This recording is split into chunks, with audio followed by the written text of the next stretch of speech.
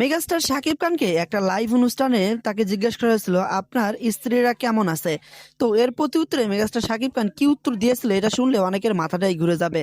তার সাথে আসলে কোন বই সম্পর্কটা ভালো বা কাকে নিয়ে তিনি থাকতে চাচ্ছেন সমস্ত বিষয় আজকের ভিডিও থেকে ক্লিয়ার করা হবে। তো চলুন আমরা মেগাস্টার শাকিব খানের মুখ থেকে এই বিষয়টা একটু শুনে আসি। বুবলির সাথে আমার তেমন কোনো সম্পর্কই নেই। নট অনলি বুবলির সাথে, আমি কিন্তু অনেকের সাথেই কাজ করেছি। অনেকের সাথে আমার ছবি সুপারহিট হয়েছে, আবার অনেককে আমার ছেড়েও দিতে হয়েছে। ওকে। কাজ করাই ছেড়ে দিতে হয়েছে।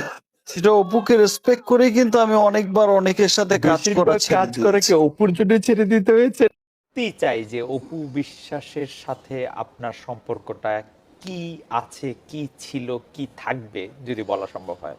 অপু বিশ্বাস যেহেতু আমার আমার ছেলের মা, ওকে। অফকোর্স সে আমার স্ত্রীও, এবং আমার সন্তানের মা হিসেবে তো তার অবস্থানটা অনেক উপরে। ওকে। বাট সামহাও সেটা অপুই খুব ভালো জানে। কিছু মানুষ আসলে আমার যে অবস্থানটা আমি ফিল করি এখন,